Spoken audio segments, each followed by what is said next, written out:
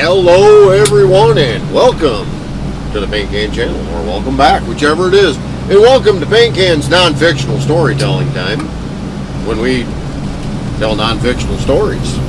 You're going to be riding along just looking at what I'm looking at, which is snow.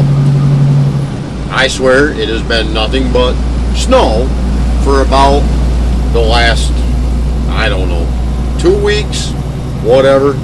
We're just a couple days into January, and I haven't done a lot of videos recently.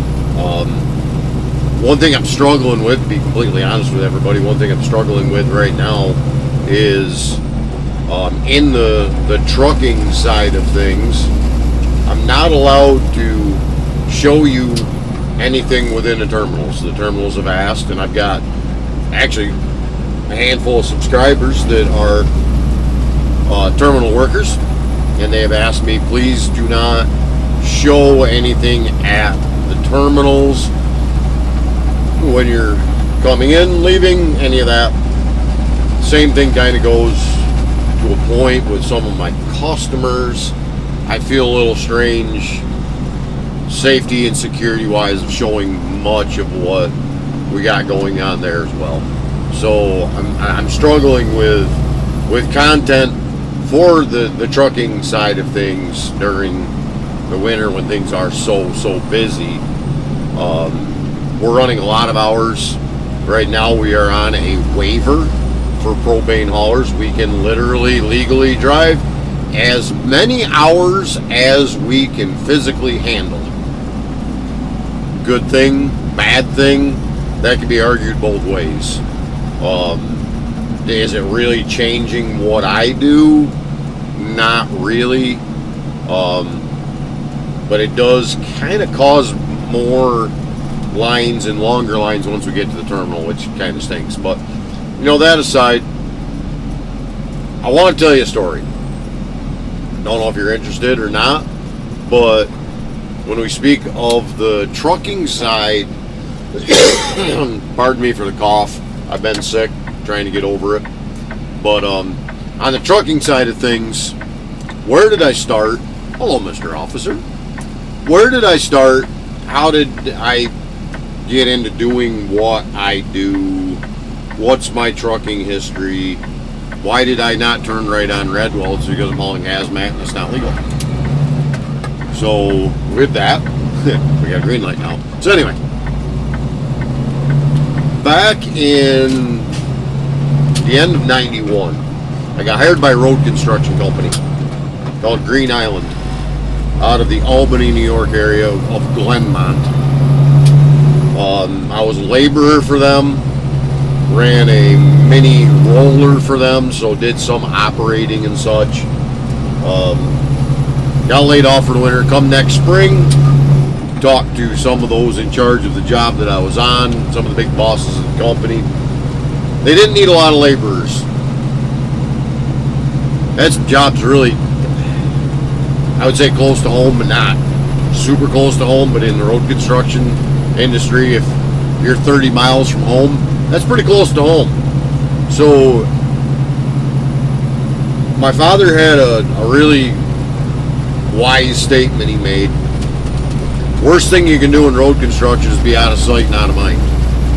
So I got a job for that following summer at the blacktop plant where that road construction company was hauling out of. The bosses would be coming in now and then. I could go speak to them and stay relevant. I wouldn't disappear. With that, it worked. Down the road a little bit, it worked. I was there for the summer. And if we back a little bit, I came rightfully by being a trucker. My father was a trucker his entire life. My mother's father was a trucker most of his life. Her brother, another trucker. Her brother-in-law, another trucker. And through that, Obviously, that was my grandfather and my two uncles, but one of my cousins that lives just down the road from me, he's an owner-operator running flatbed right now. Trucking is in our family. So I came rightfully by it. At this point in the story, I'm 19 years old, working at that blacktop plant. I would like to be a driver, but how do you get started? How do you get into it? Well, I got lucky. I kind of fell in my lap. That particular blacktop plant, it was one of their unwritten rules that if you worked in and around the plant itself, and I was entry level. I'd never done this before. I was entry level.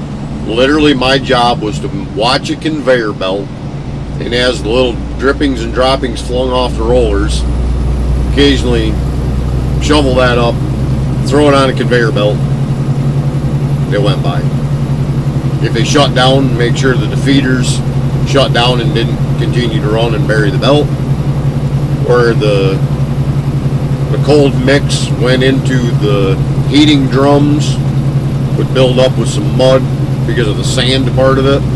Scrape that down every hour or so. I'm telling you, this is some high-tech job I had.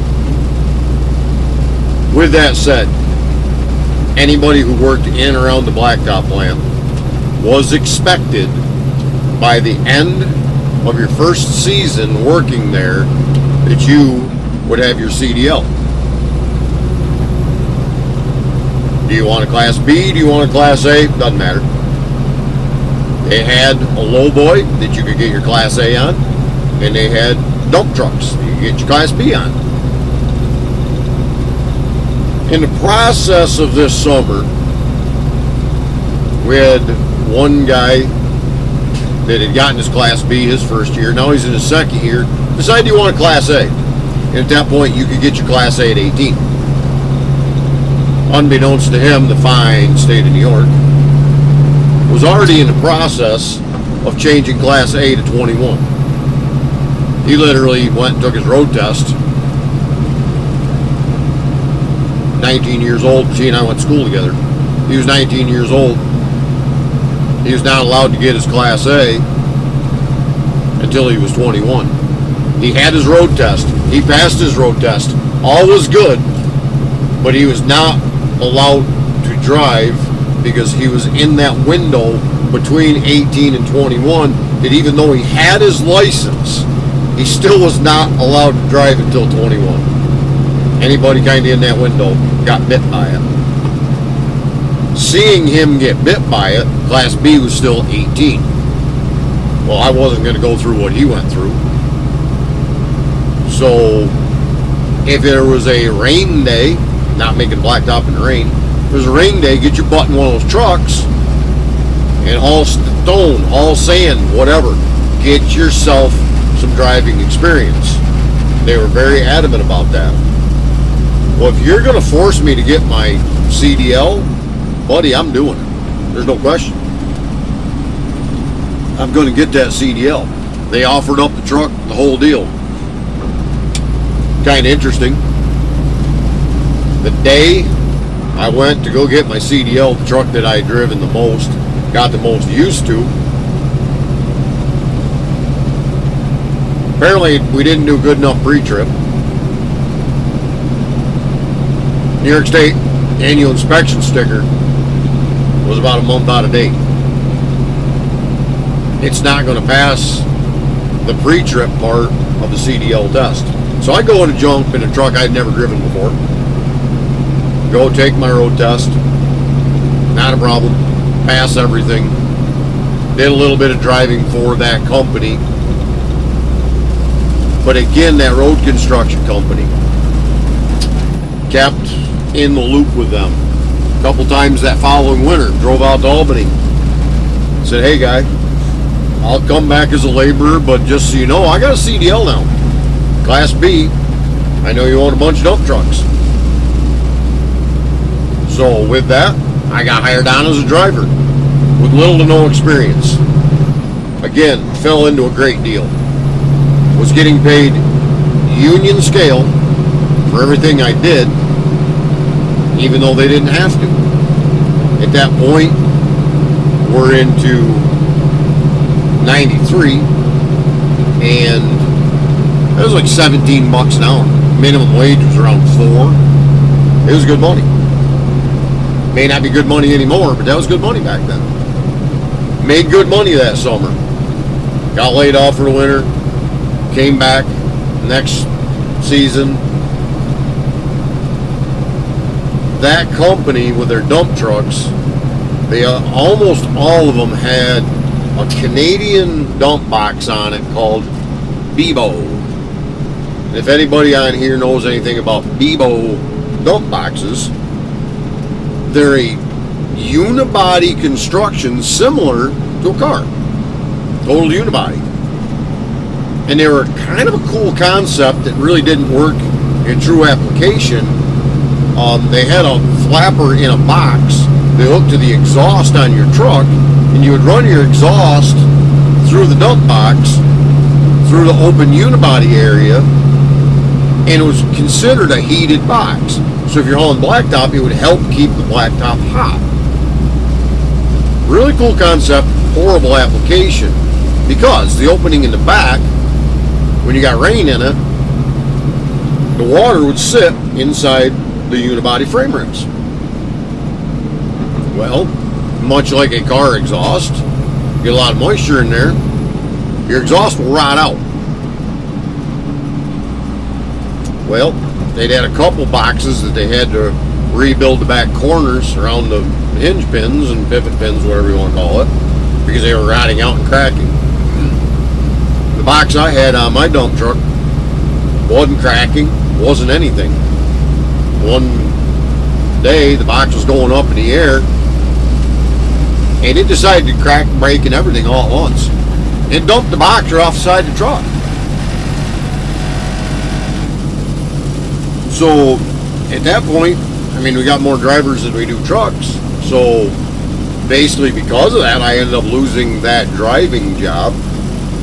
And I knew it was going to happen, so I went out and bought my own truck. Put my own dump truck together. Ran that for a couple years. But I will say, during that time, I built a site truck.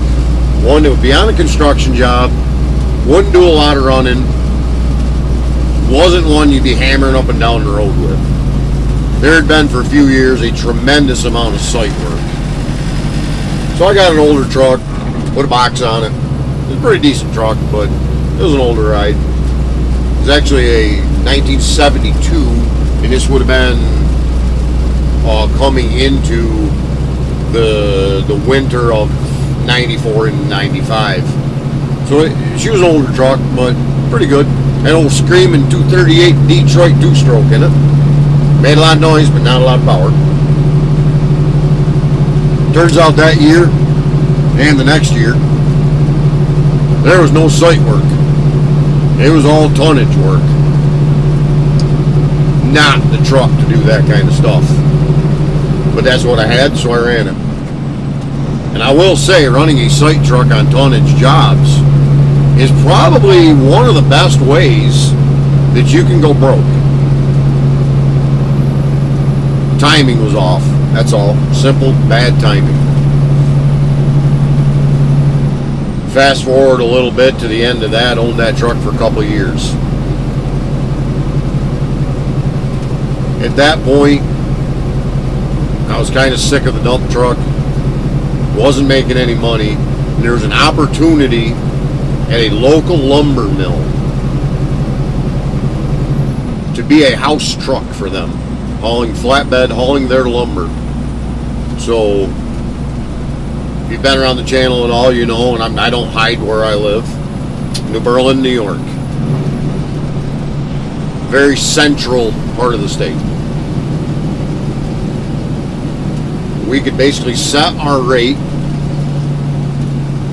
because they were just getting into hauling and having haulers come in. Set a good, reasonable rate for 5 or 6 different places. The main one the little speed bump town of Cayuta, which is just north of Horseheads, New York, kind of central east and west in New York, but right down on the southern tier. Set a good rate, made some good money. They were hauling white pine, which is absolutely trash lumber, but if you cut it up into small pieces and glue it back together with little finger joints, it's pretty strong. They had a contract with Andersen Windows, so a few of us were doing that. We would be hauling the lumber down there, maybe hauling some loads of lumber out of that mill. Made a good living. Well, they lost their contract with Andersen Windows. There was another guy who was actually my father, who was a house truck. Now, this time, I had a $7,000, legitimately $7,000 I paid for it, Mack, an 85 Mack MH cab over. It was tired, but really wasn't going anywhere. No big deal. Had a 42-foot flatbed, which worked good for the lumber I was hauling. Paid $4 grand for that. I'm all in truck and trailer as an owner-operator. 11 grand. Made some pretty good money.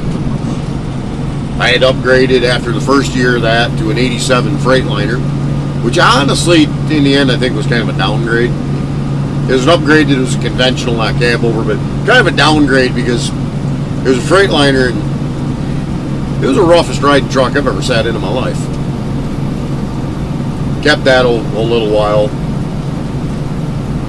But they lost that contract. They still had some lumber to haul, but not a lot. So I started hauling for a couple other lumber companies, and as is with anything as an owner-operator, when you're doing that kind of thing, hauling for 3 different lumber companies in the area, all 3 of them need you today. Nobody needs you tomorrow. Really wasn't any money to be made. So I saw this company called Rocor out of Oklahoma City. They were hauling reefer trailers with yogurt from North Lawrence, which is up in the Messina area, pretty much up on the, about as far north as you can go in New York, down to about an hour southeast of me in Walton, down in the Catskills. All the drivers were talking about the rates, and the rates were great.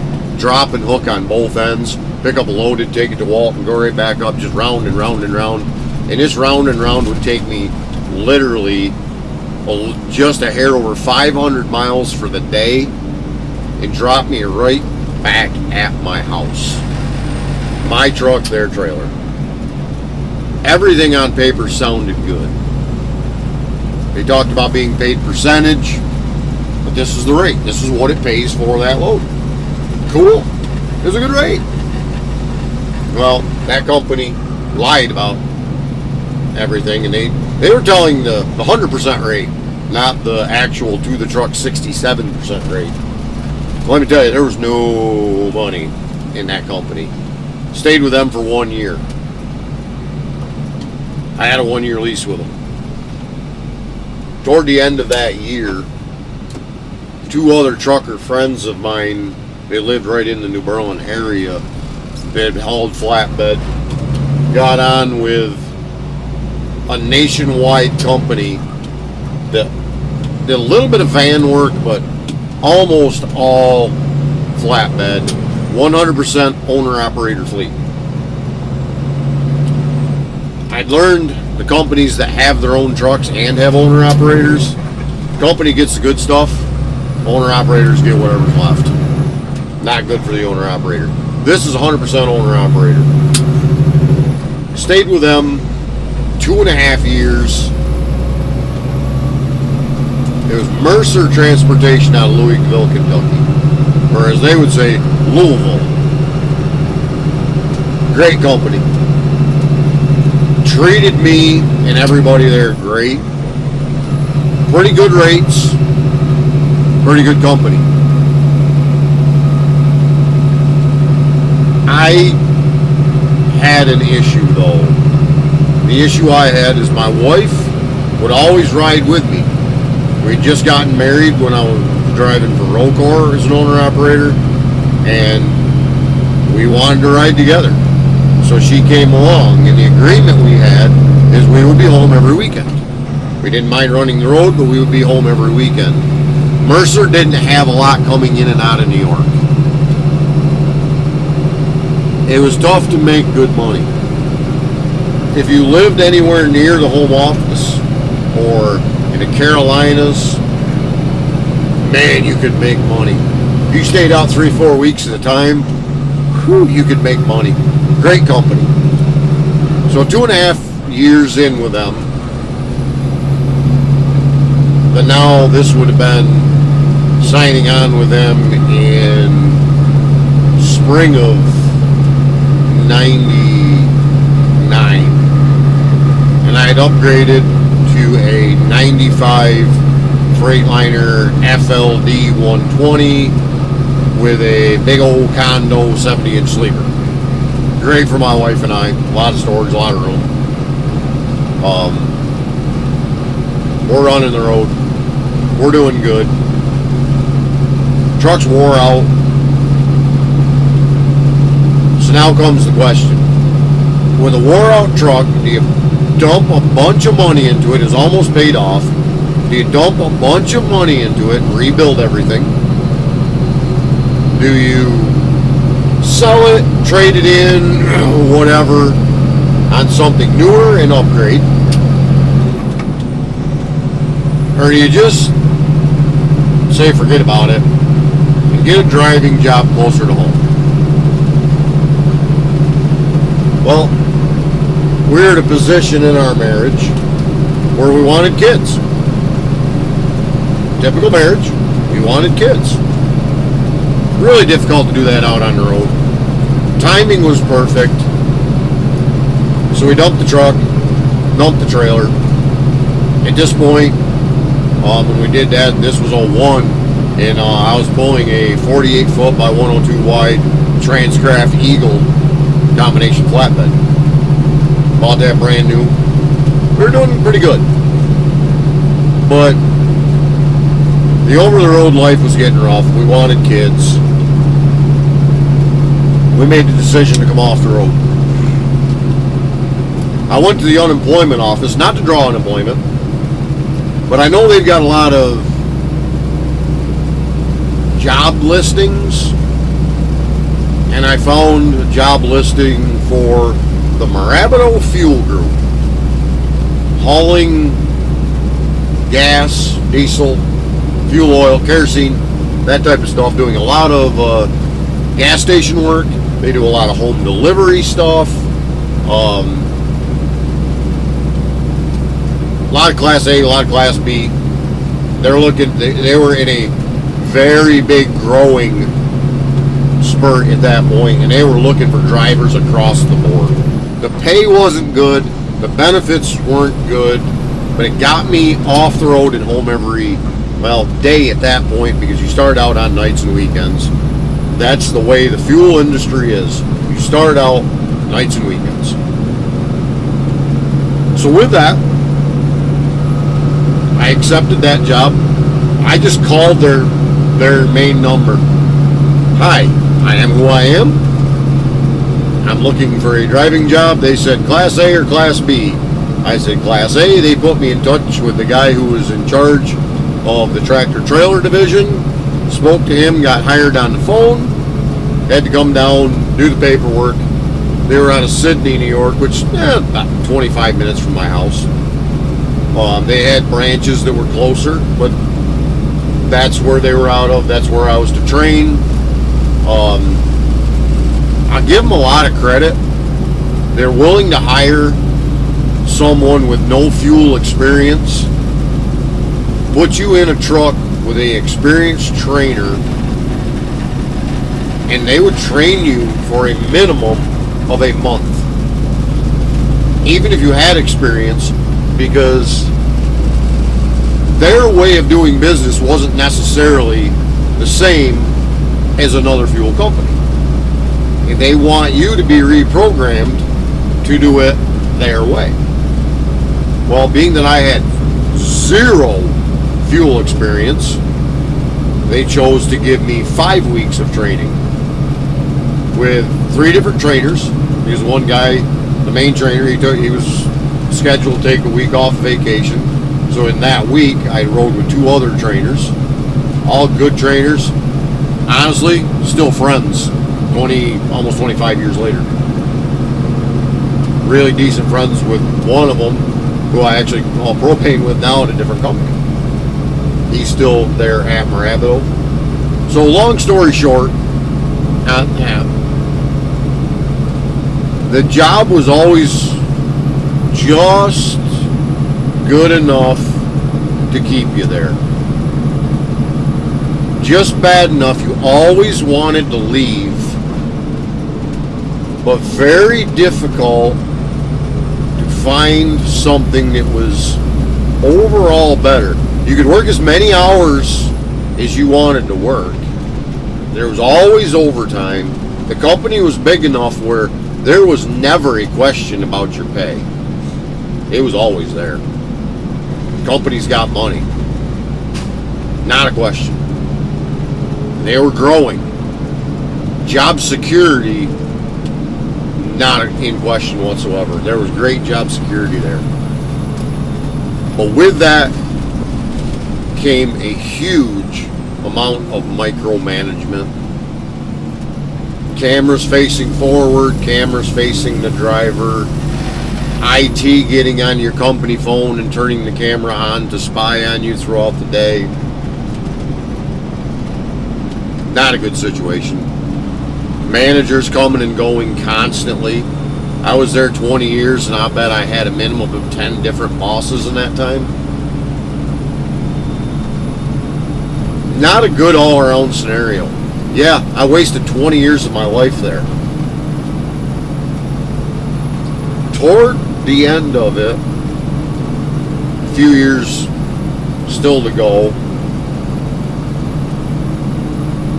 I was called on to, I was one of the trainers because I'd been there a long time and knew the business well.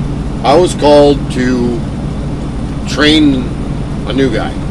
He was going to be a night guy starting out of the branch that I worked at. Can you train this guy? He's got 5 years of experience with another company, good reputable company, but he's been out of the business for 5 years as an owner-operator, looking to do this, coming on working nights, got good references from the other company. We hired him. You need to train him. Training was very easy for this guy. He knew his stuff. A little rusty, but he knew his stuff. The only issue was to train him the Marabito way. So it's just an automatic 4 weeks. I trained him for that 4 weeks. He came on working nights. He was only working nights a few months. COVID hit. People stopped traveling. They laid off a lot, probably close to half of the drivers. Well, he was the new guy. He got laid off. He still owned his truck. He went back to being an owner-operator. He was friends with a guy who owned a small fuel and propane company. They got talking back and forth. He wanted to get into, he was kind of already started into it, but he was trying to a point, grow his propane transport division. They worked out a deal. The driver, he had this old Peterbilt that it had a tremendous amount of miles on it, and it was wore out. What he was using it for, it worked great, but the truck was wore out. He was going to have to be hauling heavy and a lot of miles. Wasn't going to make it. They worked a deal together. The guy that owned the company financed the truck for him. Great deal. Worked for him for about a year. Again, we're in the middle of COVID and such. Things are starting to kind of open back up a little bit. He had, at this point, this one guy as the owner-operator that was working winter only. Because if you know the propane industry, there ain't squat going on during the summer. So he hired him as an owner-operator, and he had 2 company drivers. So the 2 company drivers stayed on during the summer. Owner-operator was only around during the winter. Had his own stuff, hauling for a fertilizer company. He's got a bunch of stuff going on, so he just left for the summer. One day, don't really know what led to it, but one day, both of the company drivers turned in their 2 weeks notice. Both of them. This is during summer. Owner-operator's not around. Only company drivers. They both turn in their notice. So this owner-operator, we'd stayed in contact even though he'd been laid off at the fuel company. He says, I know you're not happy there. I think you'd be happy over here. Give the guy a call. And I'm like, well, do you know what he pays? Do you know he goes, I don't know anything. I'm an owner-operator for him. I have no idea what he does for his company guys. I know nothing other than he's a great guy and he's good to work for. Okay. So I give him a call. He's home with COVID, feeling like complete trash. He says, I'm going to need some references. I said, well, you got the one that gave me the number, it's already working for you. He goes, well, I'll need another one. So I gave him a name, and he kind of snickered. His name was his father. I don't know this guy, but I know his dad pretty well. Dad's a great guy. Very friendly. We ran into each other at the fuel terminals all the time. Great guy. He knows me. My reputation precedes me as a driver with the company. I said, call your dad and do what your dad says. Dad says hire. So he calls me back. All right, Dad says hire you. When can you start? I said, well, I'm on vacation and it's well needed.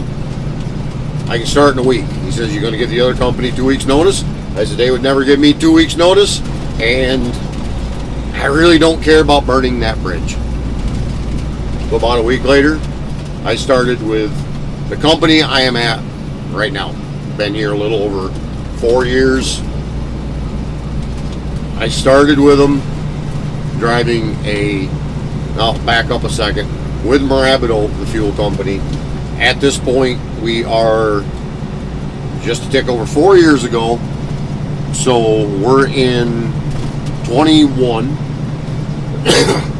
I was given a brand new 16 Mack Granite and a brand new 16 10,500 gallon aluminum LBT fuel trailer. I was running good equipment. To come to work for this guy, it's good and bad. I gave him a number that I needed. He agreed to it. It wasn't a big number because I know he's not a big company with deep pockets. But at the same time, it was, I thought, a good rate for both of us. We agreed. We agreed on benefits and all that such. We're all good. I literally was working for this guy 2 or 3 days, being that he was home with COVID. He was getting over it and all. I worked for him 2 or 3 days before I actually even met him. Very laid back, chill company.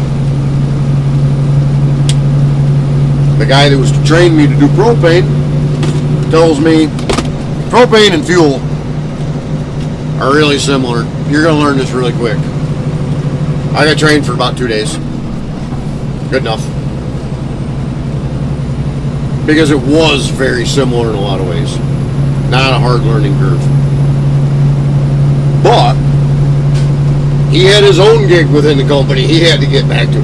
He didn't have time to just throw into training me. So it was a quick training period. I stepped into what has been on the channel a few times, and might be able to see it. Look over in the left corner of your screen, and I'll I'll turn the phone just a little bit. This on dash as I turn at this intersection. This is actually where I park. The truck I started with is over here to the left. I don't know if I can turn it where you can really see it or not, but right here next to this other propane trailer is a 2004 Peterbilt 379, the absolute classic Peterbilt. Manufactured for forever, maybe a little longer than forever.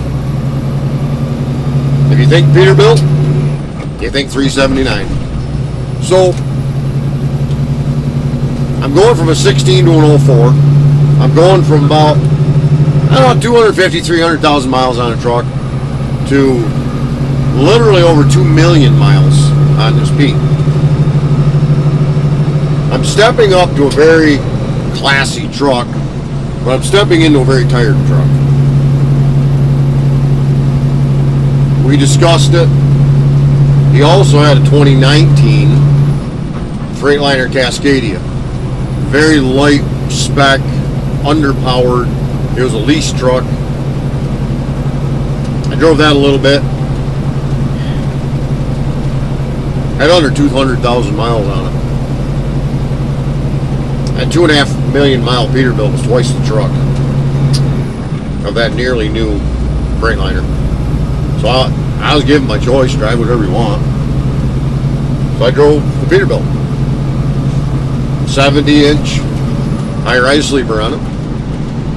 Typical Unibilt sleeper that basically every Peterbilt had. Started driving that. Drove that for a few years. It was also a light suspension truck. Not necessarily meant for the tri-axle that I pulled. So we started breaking suspension parts. Lot of bolts, U-bolts, not like really spring hangers and stuff like that, but just little things. They started nickel and diming him. C15 cap, he bought, only had like 150,000 on the truck when he bought it. But it was getting up in mileage too, because we run a lot of miles. So I'm, I don't know, 75 miles from home.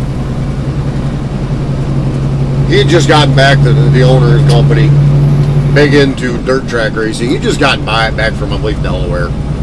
He'd been up way too long. I call him, by the way, the Pete's broke down side the road. All the bolts had sheared off spring hanger. He'd had about enough. It's a good truck, has a spare, but to run it hard all day, every day, a lot of hours, it's not that truck anymore. Here's one of the best parts about working for him and working for this company. He knows trucks, but not super well. And he knows that. He doesn't necessarily know what I need and what would work best for what I do. So after working for him for not quite 3 years, but close, he gave me the opportunity to order the truck I wanted. Literally. Obviously, he had to approve it, but he allowed me to order the truck I wanted. What engine you want, what options you want. Knowing I used to be an owner-operator, knowing that I know trucks, I've driven my entire life. I know trucks. Order the truck that will work the best for you. Who does that? What company does that? Nobody. That's who this guy is. Has enough trust and faith in his driver, and he doesn't have deep pockets. It's not like he just wrote out a check for the truck. He had to finance it. And for those of you who know the price of a new truck, wow, they're expensive. So that brings us pretty much up to date. What I ordered and what I'm currently driving and you're currently looking out over the hood of is a 2025 Peterbilt 589. It has a 605 Cummins in it, a 2050 torque, 18 speed, manual transmission. I do not want an automatic. Been there, tried that, don't like them. It has a double frame. It has a 14,600 steer axle, 46,000 rears, 63-inch high-rise sleeper. Don't really need the 72 that the other one has. It's just me.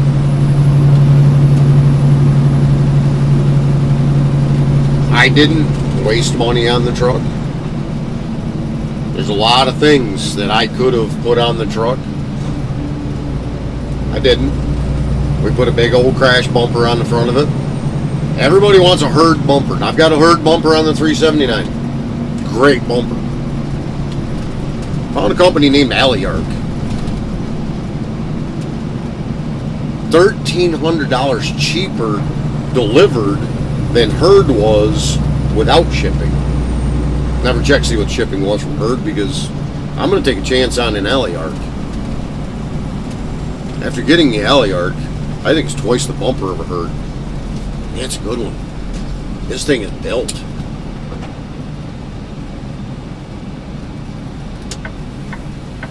So yeah, I upgraded the stereo a little bit because I live in it. Yeah, I've got heated leather seat because I'm in it a lot. I did upgrade a few things. I tried to get him the best truck. He put the trust in me to get the best truck for the best money.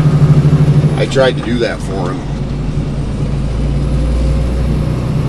And I gotta tell you, I told him when I first came to work for him, I'm looking for a place to retire from. And after being treated in such a way as this, I'm still looking for a place to retire from. And it's the company I'm working for. I see a lot of people posting online complaining about the work they're doing, complaining about the company they work for. A word of advice. There are, and I'm at one, there are some great trucking companies out there.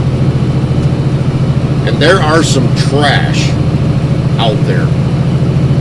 If you're working as a driver for one of those companies that's a trash company, my word of advice, don't waste your life there.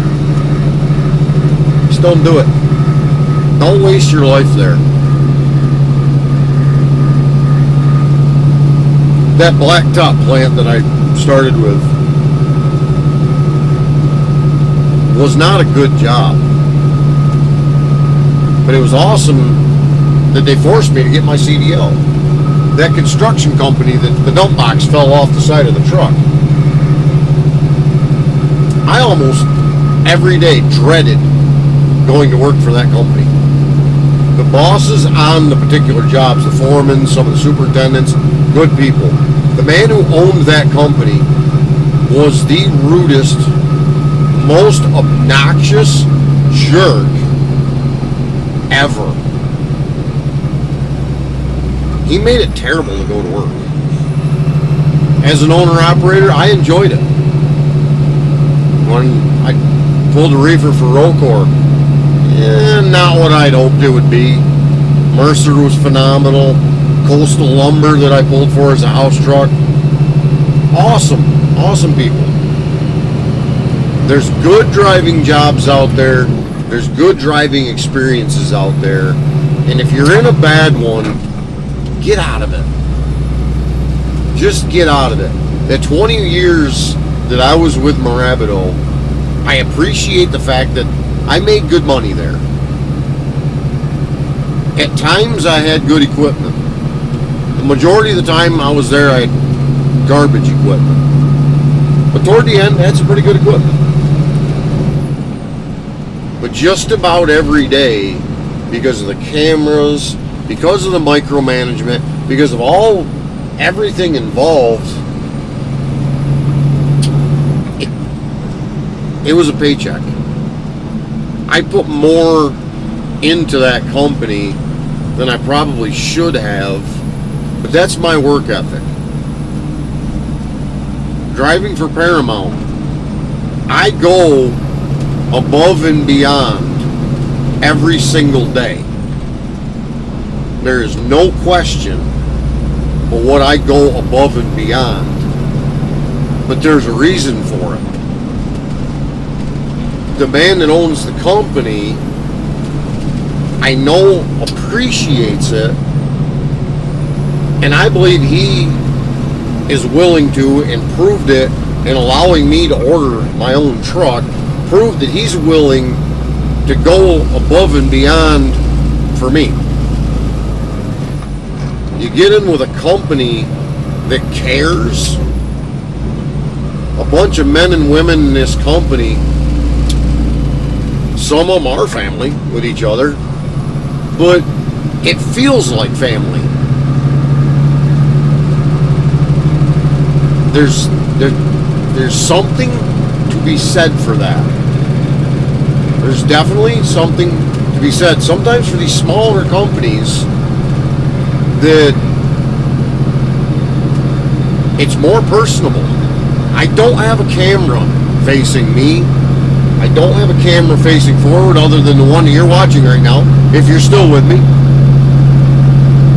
That's the only camera there is. The one that I do video with. Again, those words of advice. If you're driving for a company and you're not happy there, don't waste your life there. I wasted 20 years of my life in a company, and in the end, I did make some good friends there, no question about it. But I can look back and say it was only a paycheck. That's all it was. It was a paycheck. When I called that company to turn in my resignation to come here, I was supposed to come back from that vacation I spoke about Tuesday morning. I started calling my supervisor, I believe it was the Friday before, on his company cell phone that he carried with him all the time. No answer, left a message, hey, give me a shout, shoot me a text, whatever, let me know you get the message, need to talk. Multiple times that day, multiple times Saturday, multiple times throughout the day Sunday, multiple times throughout the day Monday. I ended up calling dispatch. I said, don't put me on the load board for tomorrow. He's like, well, you just took 2 weeks vacation here. You're coming back tomorrow. I said, yeah, don't put me on the board for tomorrow. I got an issue, don't put me on the board for tomorrow. The dispatch was actually the man who trained me. He was asked to come out of the truck and go in the dispatch office. Does a fine job, in my opinion. People complain about their dispatchers all the time. No. I think this guy does a fine job. He cares. He was a driver. I think he understood where I was coming from. Well, they usually leave around 5 o'clock. About 5 minutes to 5. One last call to my supervisor. He answers. Pancan, what the F do you want? Why have you been calling me? Is that how you should be treated by your supervisor? What the F do you want? Why have you been calling me? So I said, well, the reason I've been calling you is to try to give you a little bit of a heads up that I'm done. He goes, effective when? I am literally sitting in another man's truck right now. Just got done loading a load of propane. So effective, I guess this morning. He says, all right, turn in your loading cards. And he hung up on me. And you might think, with that, after putting in 20 years at a company, and that's what you get when you leave, you might think that I was irritated, frustrated. I had a sense of satisfaction that was unbelievable. Because it proved a point that company does not care about its employees or anything they've done. You would think after 20 years maybe you did an exit interview or anything. Nothing. The satisfaction that I felt from that to know that I did the right thing, that was an awesome sense of satisfaction. To be able to know I did the right thing leaving that company and coming to where I am now. To be going from a very, very stable, well-founded company to a small company, and anything can happen. But I've been here 4.25-ish years, and as I said a little while ago, this is family here. The man that I drive for, some of the questions that I asked him when I first called him, and this is because of my experience at Mirabito. Who do I work for? Because I own the company. You work for me. I know, but like dispatch and paperwork and you work for me. Okay. So to be clear, you dispatch me. It's all you. I answer to only you. He said, you answer to only me. What a great feeling that is. To not have layers. Big companies have layers. It has to be that way. There's no layers here. You work for the boss. And when it comes to dispatching, he'll shoot me a text, hey, I need this list of loads done. And that's the last I hear about it. That's it. I need these loads done. He has a trust in his driver to get those loads done. And he goes about running the rest of the business. I got to be honest with you, I've never had that. Even as an owner-operator being signed on with another company or whatever, I have never had that. Did you get the load done? Did you do this? Did you do that? A lot of that stuff. Here, when the load's done, may not be right now, it might be tomorrow. Send them a text with the information from the bill of lading, the dates, the gallons, that type of stuff. That's it. That's all it is. He texts me, I text him. If I really need something, or he really, really needs something, there might be a phone call. Not usually. Just a text.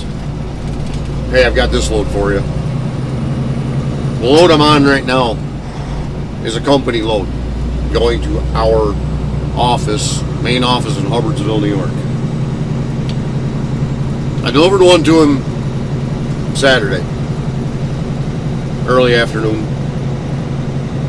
Boss man, he came in. He was out delivering.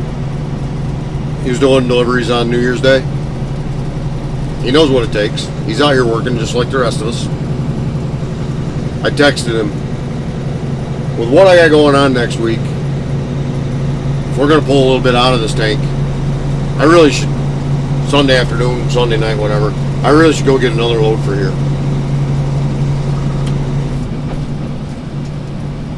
He's home. He's doing stuff. No, he's doing stuff. I'm assuming he's home. I don't know. He texts me back. Okay. Loaded under this company. I tell him we need the load. He says, go get it. Where can you go where boss does that, treats you that way, buys you whatever truck you want, and you basically are treated as an owner-operator that doesn't have to make the payments on said truck? So with that, I reiterate, if you are unhappy with where you are working, leave. There are great companies out there. I didn't know this was a great company until I came here. This company, I'm sorry we're not hiring as far as I know, but this company is a great company. It's small, but it's a great company. Don't settle. If you are a driver with experience, if your reputation precedes you as a safe driver that is willing to go above and beyond and do whatever is necessary, even if you don't want to on that particular day, go find that company. Go get that job, because those driving jobs, they're out there. They do exist. The jobs where I've got stuff going on and maybe I don't want to work this overtime. There's always that stuff. But the job where you say, you know what, I want to go to work today because I enjoy the job I do and I enjoy the company I work for. Go look for that job. So, I've been rambling for nearly an hour. I hope some of you are still with me. I hope this is something you like. Me kind of telling you how I got where I am. I'm considering telling some trucking stories with a camera facing out over the hood as we drive. I'm considering doing that. I'm considering telling you some motorcycle stories. How did I get into riding motorcycle? What have I ridden? Where have I gone? What have I done? I've given some insights in that over the last couple of years on YouTube, but not a lot. If that's something you're interested in, drop a comment down below. Let me know. Are you interested in this kind of thing? Do you think this narrative of just looking out over the hood is boring and monotonous and you really don't care? Drop that comment down below too, because I honestly, I would like to know. Let me know what you think. Because yes, this channel is for me to get my story out there, to have a good time doing videos, but it's also for you. I want to develop family here. I want to develop friendships here. I've met some of you subscribers that I didn't know. That's awesome. Now, one guy, you know who you are. You comment on almost every video. You watch probably every video. It was an honor to meet you, I don't know, a year ago, a couple years ago. Find it really interesting that we live 200 miles apart and our mothers live just a couple houses apart. Kind of cool. So drop a comment below. Is this kind of thing what you like? Not like? Whatever. Let me know either way. And let's build some community here. Let's have a good time. I'm going to give a year-end wrap-up of what we did in 2025. Like I said, as of videoing this and posting it, just probably it'll post tomorrow, the next day, whatever. So we're in 26. What are my thoughts, ideas, and plans for 26? I have got some big ideas. Will they happen? I don't know. It's going to take a lot of planning. It's going to take some time. And I think it's somewhere between thinking ambitiously and probably borderline stupid. But when it comes to riding a motorcycle, I like doing long distances, and I am somewhere borderline between ambitious and stupid. So it fits right into my wheelhouse. We'll talk about that coming up. I've got some pretty cool install things that we're going to be doing closer to spring. I don't have the parts yet, but I will. I think you might like it. So we're going to do some installs. We're going to be doing more work with Eagle Lights. Been on board with the channel a couple of years. Great people. We're going to be doing some stuff with them. So look forward to that. That's going to be towards spring because I don't have time while I'm hauling propane. And let me tell you, the zero heat in my garage, currently it's 18 degrees as I look at my dash. I'm not really into wrenching at 18 degrees. My bikes can stay under the covers in hibernation when it's cold. We'll worry about that stuff in the spring. With that, if you stuck around this long, I don't know why you did, but thank you. Again, drop a comment below. What do you think? What would you like me to do? Do you have something dumb that you would like me to try on a motorcycle? I'm not going to do stunts. I'm not going to do unsafe crap. Would you like to see me go somewhere? Maybe we can work it out. Would you like, I don't know, some more iron butt rides? I'm dumb enough to do it again. I've done 3. I'll do more. What would you like to see? Let me know. Thanks for sticking around to the end of this video. God bless you, and have a great day.